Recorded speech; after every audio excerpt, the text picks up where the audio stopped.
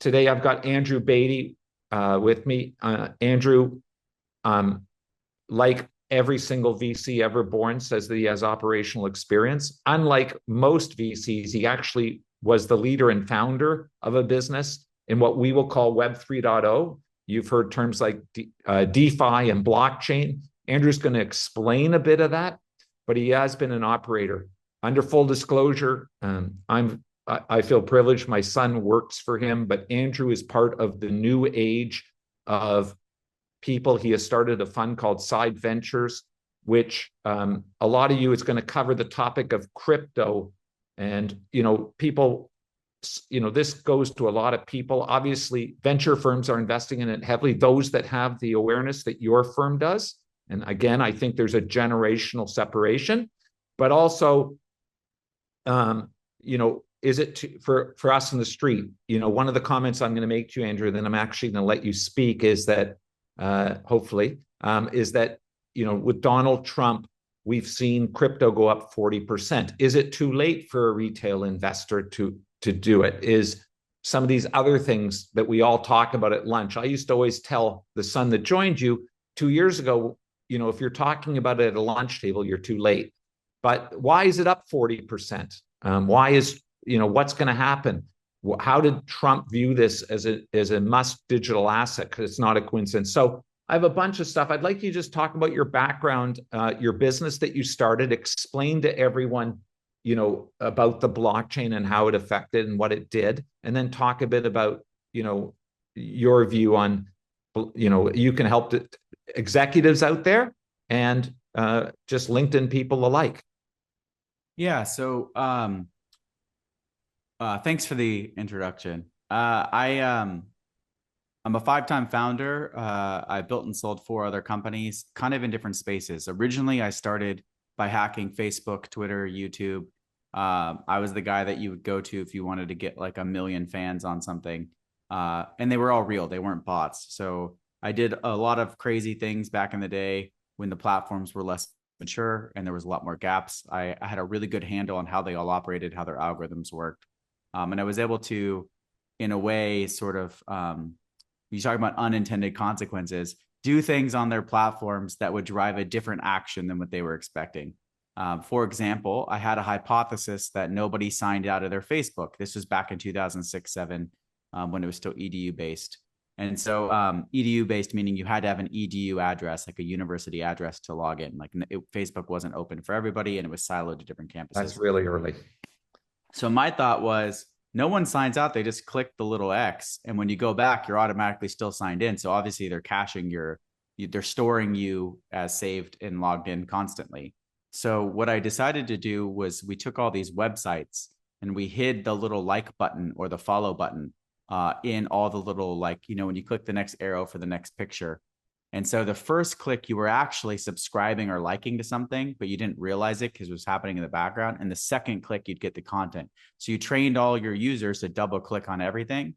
And because we had such high traffic, I could drive 1 million real kids to something like National Guard, a video, like anything I wanted to, I could send them to, whether they knew it or not, and run the counts up. Now, why that's important is if you started following them back in the day, all of a sudden we'd show up for free in their news feed. So we'd put some really cool content in and they'd be like, oh, what's that? I really like this. And so what ended up happening was we would be able to sort of just show up as if they discovered us in their news feed, which made them have a higher intent or engagement than if we were feeding them ads. And we could convert a lot of those people. So that concept was called like jacking. They didn't know that they were doing it, but we would hijack their likes. And so we did that in the day. Built an agency up, sold it. I kept a couple clients. I kept Spinning Records, which is a huge label. I kept this woman named Kennedy, who's was an MTV VJ and then radio host. And then she went on to Fox Business. And then I kept my favorite, which was Signal Snowboards, where I helped support their this YouTube show they had called Every Third Thursday. And we would, they'd create a crazy snowboard once a month in their factory and then go and shred it in the same day. So you have 1 day to make a snowboard and then you go ride it. So we did the world's first Bluetooth all glass snowboard, like an X Games board with the paintball gun, all kinds of stuff. I started mining Bitcoin by accident, kind of in 2011. I had this into 2011. I had this really good friend that lived upstairs named Jordan. We're still friends, actually. He actually works in the government now, trying to find all the culprits. He's on the sort of Is he going to be cut by Elon Musk? No, he's Canadian, actually. So I lived in Canada. I sold my company in 2011, moved to Canada with my now wife. We went there for the year to kind of take a year off. She always wanted to live in Canada for a year. And so we're up there, and the kid that lives upstairs from me is spending all his lab money from university on Bitcoin and has all these miners going. And I'm like, what is this? And he's writing his thesis on the hacker group Anonymous. And so he tells me about Bitcoin, helps me set up a miner, explains what it is, shows me how to properly use the dark web, all kinds of things that I just like wasn't fully immersed in at the time. And that sort of put me on a trajectory that was interesting, because I thought, if this kid is spending all of his money on this, like there has to be something here. And here I am, I just sold my company. I might as well buy some Bitcoin, might as well set up a couple miners, whatever. By the way, you weren't exactly an adult, I assume, at that point. No, I mean, yeah. I was, how old was I? I was maybe 26, 27. Yeah, exactly. Yeah. And so I'm like, okay, but I felt old, Right. By this point, I'm on my third business. So, I'm kind of moving. And so I think, okay, this is interesting. And so I started investing in this. And then I moved back to Santa Monica, and it turns out my VP of product in this new company that I joined, they called me the refounder there. Basically, what happened was these kids won audience choice at TechCrunch, and then they gave all the money back to investors 3 weeks later and didn't want to do the business. And one of those investors called me and said, "Hey, we think you'd be perfect to run this. Are you interested in joining this company?" I had already built a whole nother app and a whole nother thing around snowboarding, but I kind of looked at the two businesses and thought, one's probably a lifestyle business that I really love, and the other one could be a $1 billion company. So I said, it's going to be the same effort no matter what. I might as well go for the big swing. And so I jumped over to their team and refounded the whole company from day one and rebuilt it from scratch. So what happened was the building had free electricity. And so we started thinking about, my VP of product and I started buying miners and start thinking about, how do we mine with the free electricity from the building. And so anyway, back in that day, I know cryptos and Web3 and blockchain is more mainstream now, but back then, especially in California, there was this real bifurcation where you were either like a weird crypto guy or you were mainstream tech. There was not a lot of overlap. In fact, I would say most of San Francisco hates blockchain. In my opinion, they were not blockchain fans. They were really late to adopt it. I do not think there was a lot of early adopter. I mean, you can go talk to, for example, probably the CEO of Coinbase. He could tell you it was weird. Like, people back then were just, the community was different. It was just a different group. And I think that a lot of the mainstream tech didn't want to be lumped into that. So what ended up happening was, I kind of always did this on the side, kind of like a secret girlfriend no one talks about. And then eventually, as it got more popular, they sort of crossed around 2017. And one of the labels came to us and said, "Hey, we have no idea how many times a song is played. We don't want the cryptocurrency aspect, but what we want is real-time settlement or agreement on every single song that is played." Because what happens now is the streaming services, think of Spotify, Apple, whatever, they just give a CSV to the label and say, Snoop Dogg did 100 million plays. No one knows that that's actually real. There's no receipts behind that. It's literally just a cell with a number in it, hard coded. And so they did a bunch of audits where you pull the server logs and you see how many times that song was actually delivered, and not one time was it accurate. So what they wanted was a real-time blockchain analysis. So as the song was playing, we say, "Hey, I recognize Dan. He's played this song at least 30 seconds, right revenue generating tier, right location. This should count for royalties." And they would sign it. And the label would sign it, and we would validate and sign it. And what you have is a private permission blockchain. We built that. We have 40 patents on high throughput blockchain processing in 7 countries issued. Anything related to streamed media using blockchain to track it, we own. Video, music, video games, all types of variations, whether it's CDN, like content delivery network delivered, or whether it's a bolt-on product. If you're counting by file, if you're counting by buffering, if you're counting by bits, like we have all of these types of patents around this technology. It turned out that we found massive amounts of fraud.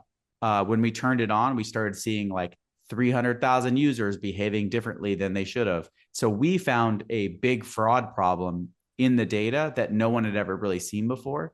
And so we ended up becoming the leader in fraud detection for the music industry. So we are the sort of standard across the industry now for fraud detection. We don't necessarily need blockchain anymore, which brings me in my second point, in that blockchain isn't the perfect solution for everything. You need to know when and where it should be applied, and not try to force it, a square peg in a round hole.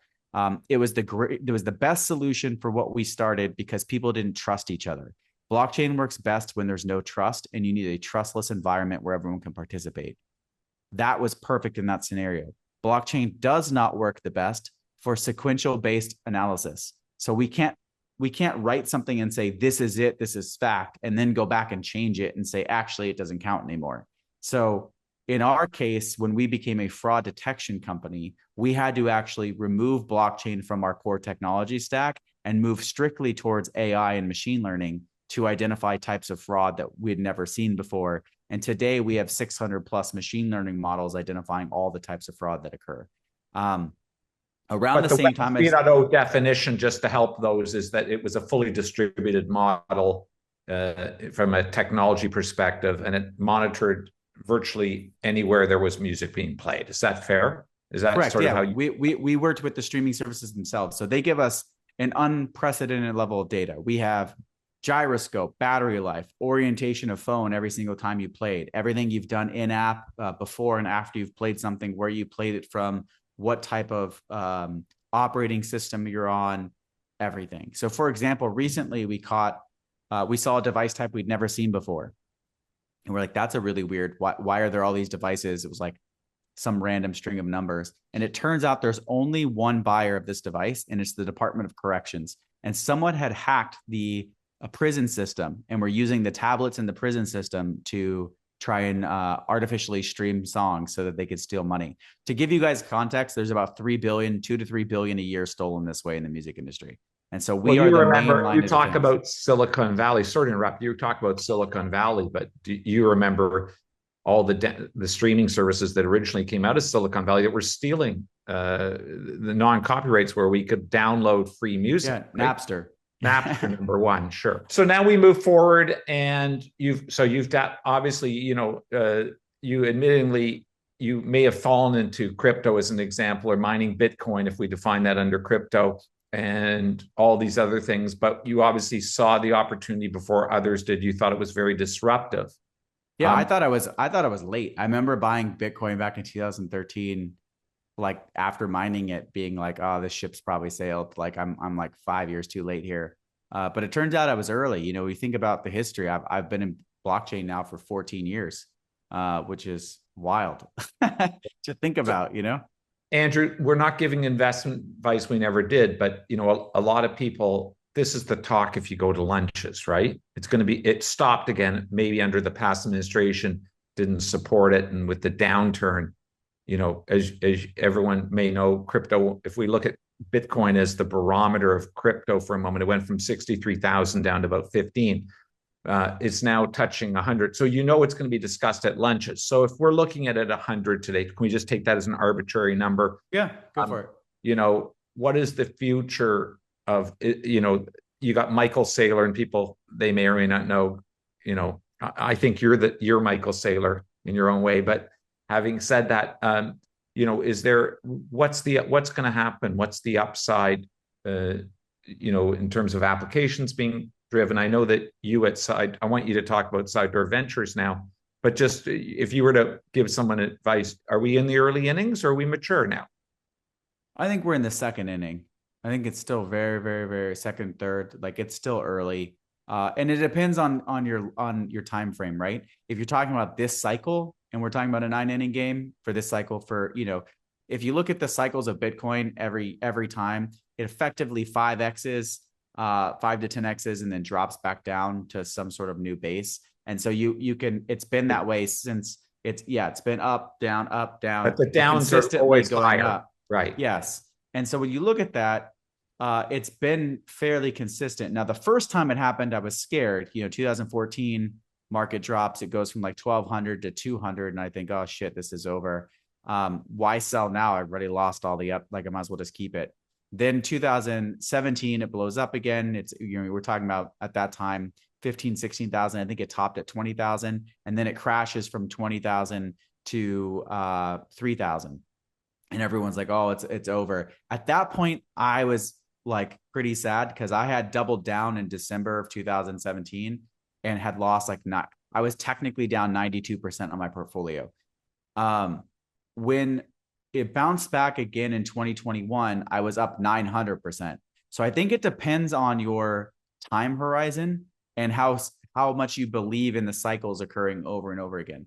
Now, I believed that for this cycle, which is why we raised the fund, as you know, right before the market crashed. In 2022, January 2022, we raised the fund in like 40 days. And we said, we're going to take this money and we're going to wait for the market to crash. And then we're going to enter when everyone else is running out. And we're going to benefit from being here early, getting in these deals when everyone's scared. Because most of the money in crypto in the bubble tends to be dumb money that's coming in trying to exploit the system as opposed to building real technology.